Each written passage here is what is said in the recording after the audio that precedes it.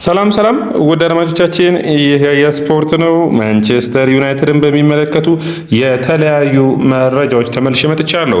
ዩናይትድ ዝውውር መስኮቱን በሚገባ የናጠው ነው የሚገኘው። ወደ አድማጮቻችን ዩናይትድ በቀጣይ ዓመት በአውሮፓ ቻምፒዮንስ ሊግ መሳተፉን ተከትሎ አምና መድፈኞቹ ያደረጉትን አርሰናሎች ያደረጉትን አይነት የዝውውር አይነት እዚህ ክረምት ያሳልፋል ተብሎ ይታሰባል። ምክንያቱም ስኳዱን በጥራት ብቻ ሳይሆን በብዛትም በእያንዳንዱ ቦታዎች ላይ ሁለትና ሶስት ተጫዋቾችን ይጠብቀዋል። ምክንያቱም ያለፈው የውድድር ዓመት ለዩናይትድ አስቸጋሪ ነበር። የተጫዋቾች ጥራት ብቻ ሳይሆን የብዛት ጉዳይም ጥያቄ ውስጥ የሚገባ ነበር። በሳምንት አንድ ጨዋታ ነው የነበረበት። አሁን ታዲያ ዩናይትድ ያንን ለማሟላት ሲባል ከከፍተኛ ዝውውሮች ወጥቶ በሚዲየም የሚባሉ ነገር ግን በጥራታቸው ላቅ ያሉ ተጫዋቾችን ለማስፈረም ጥረቶችን እያደረገ ነው። አንዱ እንግዲህ የተጠበቀ የነበረው የደርሰን ዝውውር ነው። የደርሰንን ሙሉ በሙሉ ዩናይትዶች ከስምምነት ደርሰዋል ከአትላንታ ጋር። የትልቅ ዝውውር ነው። ወደ 34.3 ሚሊዮን ፓውንድ ሲደመር 3.8 ሚሊዮን ፓውንድ እየታየ የሚጨመር ነው። ጥሩ ፊርማ ነው።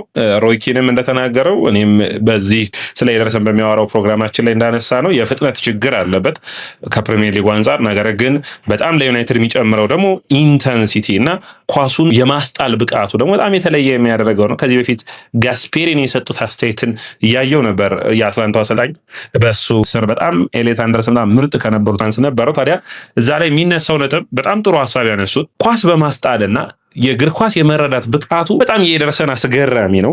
ታዲያ ዩናይትድ ብዙ ሪስክ በሌለው ስኳዱን በሚያጠናክር ዩናይትድን ብዙ በማይጎዳ መልኩ ነው ይህ ተጫዋች የሚመጣው። ቡድኑም ውጤታማ የሚያደርገው ይመስለኛል። ጥሩ ፊርማ ይሆናል ብዬ አስባለሁ። ሌላኛው እንግዲህ ዩናይትድ ዛሬ በዝውውር መስኮቱ የተያዙበት ተጫዋቾች አሉ። ኤሌት አንደርሰን እና ዩናይትድን የሚመለከት ነው። እንግዲህ ለዩናይትድ ደጋፊ አስቸጋሪ ይመስለኛል። ማንቸስተር ሲቲ ትናንት ምሽት 90 ሚሊዮን ፓውንድ ሲደመር 20 ሚሊዮን ፓውንድ አቅርበው ውድቅ ሆኖባቸዋል። ይህ ተጫዋች እንግዲህ በተለይ ከኖቲንጋም ፎረስት ስብስብ እና ከኖቲንጋም ፎረስት አለቃ እየተጠየቀ ያለው ዋጋ 120 ሚሊዮን ፓውንድ ነው። ዩናይትድ ምንም አይነት ጥያቄ አላቀረበም። አሁን የዩናይትድ ደጋፊን አወዛጋቢ ሁኔታ ውስጥ የሚከት ይመስለኛል። ዩናይትድ መጠየቅ አለበት ወይ የሚል ነው። አሁን እዚህ ጋር በጣም በዝውውር ሕግ መረዳት የሚጠበቅባቸዋል። ዩናይትድ ተጫዋቹን አናግሮ ተጫዋቹ ምርጫው ሲቲ ከሆነ ለምን ገንዘብ ያቀርባል? ተጫዋቹ ዋጋው ከፍ እንዲል ካልሆነ በስተቀር። ከዚህ በፊት ለምሳሌ ማንቸስተር ዩናይትዶች የምታስታውሱት የቤንጃሚን ሴስኮ የአምና የዝውውር መስኮት ነበር አይደለ? ከዩናይትድ አንጻር ኒውካስትል 5 ሚሊዮን ፓውንድ የተሻለ ነበር ያቀረቡት። ነገር ግን ተጫዋቹ ምርጫው ለኒውካስትል በቀጥታ ዩናይትድ እንደሆነ ነገራቸው።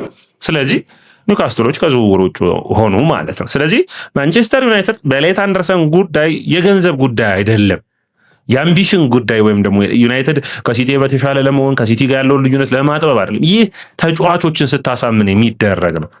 ተጫዋቾቹ ያምናሉ ወይ ነው ወደ ዩናይትድ መምጣቱን። ኤሌት አንደርሰን ምርጫው ሲቲ እንዳደረገ ባለፉት ጊዜያቶች አሳይቷል። በባለፈው ሳምንት ምሽት ላይም የኖቲንጋም ፎረስት እንዲሁም በአውሮፓ መድረክ በዩኤፋ በሚዘጋጀው ምሽት ላይ ነው ይህንን የተረዱት።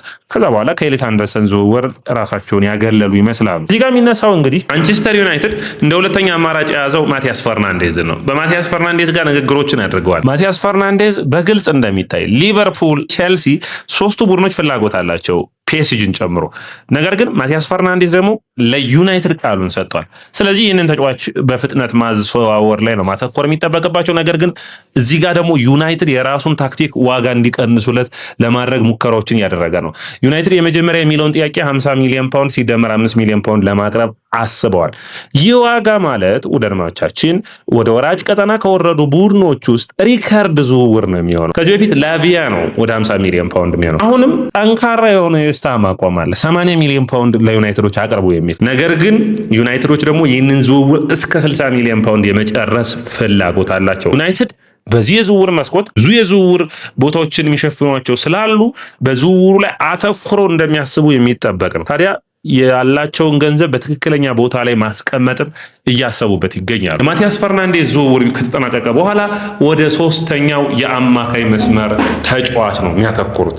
ያም ተጫዋች ማን ነው ካላችሁኝ ደግሞ በቀጥታ ብዙዎቻችን እንዳልነው የሚፈለገው ቹዋሚኒ ነው የሚሆነው። አንደኛው ቹዋሚኒ ዝውውር ካልተሳካ ደግሞ ማድሪድ ቹዋሚኒ የሚለቅ ካልሆነ በቀጥታ ወደ ቶናሊ ዝውውር ነው የሚያቀኑት። የቶናሊ ዝውውር ዋጋው ደግሞ ሌላኛው ጥያቄ ነው የሚሆነው። ለዩናይትድ ደጋፊ ሊዋጥ የማይችለው በቶናሊና በኤሊት አንደርሰን መካከል የ5 ዓመት ልዩነት አለ። የዋጋ ግን ያን ያክል ልዩነት የለውም። ዩናይትድ ለምን ታዳጊ ተጫዋች ላይ ገንዘቡን አውጥቶ የተሻለ ቡድንን መገንባት አይቻልም ወይ ከሚቆይ የሚል ነው።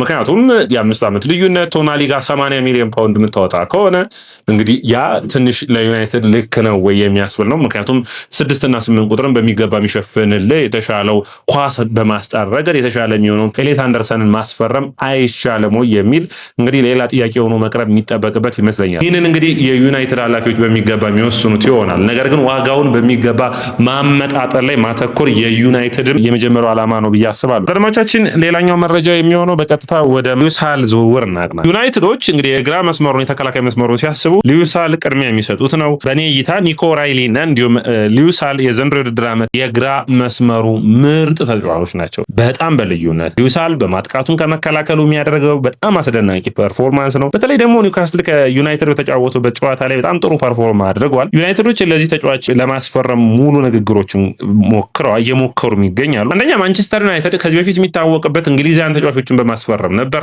አሁን ስብስብ ውስጥ እንግሊዛውያን ተጫዋቾች እጥረት አለ። ያንን ማሻሻል ይፈልጋል። ሉዊስ ሃል ያንን በሚገባ ያሻሽለዋል። የሉክ ሻው ቀጥተኛ ተተኪ የሚሆን ነው። ከሉክ ሻው የተሻለ የማጥቃት ውጤትም አለው። ስለዚህ ተመራጭ ነው የሚሆነው። ታዲያ ይህ ተጫዋች ግን አሁን አንዳንድ የሚያሳዩት መረጃዎች ቤተሰቦቹ የኒውካስትል ደጋፊዎች ስለሆኑ ከኒውካስትል መልቀቅ አይፈልግም የሚሉ ነበር። አሁን ደግሞ ኮንትራቱን ማደስ ይፈልጋል በኒውካስትል ቤትም የሚሉ እየወጡ ነው የሚገኙት።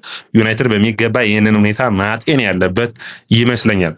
ወደ አድማቻችን ሌላኛው መረጃ የሚሆነው ማንቸስተር ዩናይትድ እንግዲህ ሆም ግሮን የሚባለውን ይሄ የእንግሊዛውያን ተጫዋቾችን ብዛት በእንግሊዝ የሰሩትን ማለት ነው ለማስፋት እየሞከረ ይገኛልና ቶሚተን ሶስተኛ ግብ ጠባቂው አሁንም በዩናይትድ ቤት የሚቆይ ይሆናል። 1 ዓመት ኮንትራትን ማራዘሚያም ፊርማውን አስቀምጧል። ማንቸስተር ዩናይትድ ከብሩኖ ፈርናንዴዝም ጋር ድርድሮች እያደረገ ነው የሚገኘው። ዩናይትድ የተጫዋቹን ኮንትራት የማደስ ፍላጎት እንዳላቸው የዝውውር መረጃዎች ያሳያሉ። ዩናይትዶች የአማካይ መስመሩና የግራ መስመሩን ካጠናቀቁ በኋላ ወደ ማጥቃቱ በመሄድ በተለይ የግራ መስመሩን ተጫዋች ይፈልጋሉ። ያም ማለት በቀኝ መስመሩ ያለው በተለይ በጥሩ ሁኔታ ኢምቦሞም ሆነ አማድን ያንን ቦታ መሸፈን ይችላሉ። ኩኛን ሌላ ማን ይተካዋል የሚል በዚህ መስመር ላይ ታዲያ ዩናይትዶች ሞርጋን ሮጀርስን ይፈልጋሉ። ነገር ግን አሁንም እንደነገርኳችሁ ዩናይትድ ስኳዱን ማስፋት ላይ ስለሚያተኩር ለሞርጋን ሮጀርስ 80 እና 90 ሚሊዮን ፓውንድ የሚያወጣ ከሆነ ለሌሎች ተጫዋቾች ስብስቡ ላይ ክፍተት ስለማይኖር የተሻለ ይሆናል ብለው ያሰቡትን የተሻለ ፐርፎርም ያደርጋል ያሉት እንግዲህ የሞርጋን ሮጀርስ ዋጋ የሚወደድ ከሆነ ኢሊማኒ ኒጃይን ማስፈረም ነው። ኢሊማኒ ኒጃይ በጣም ጥሩ የሆነ የኤቨርተን ተጫዋች ነው።